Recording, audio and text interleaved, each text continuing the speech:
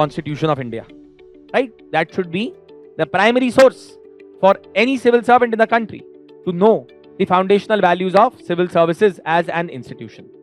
Where exactly in the Constitution of India can I find some of these foundational values of civil services?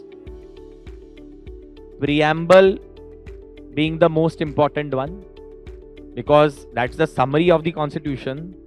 That's the entire philosophy of the Constitution right there in front of you in a few hundred words. So you can understand it with the help of the preamble what the foundational values of civil services are. You could understand via the fundamental rights, right? So fundamental rights, someone said directive principles of state policy, right?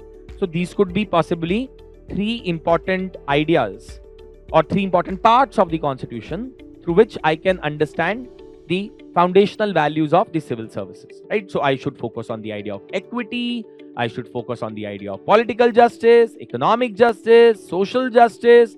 I should try to encourage fraternity. I should try to ensure dignity of an individual. I should focus on the liberty of individuals. I should try to ensure that people are not exploited because of their religion, race, caste, sex, creed, whatever it is. All of these aspects is what I will be calling as a source of foundational values of civil services.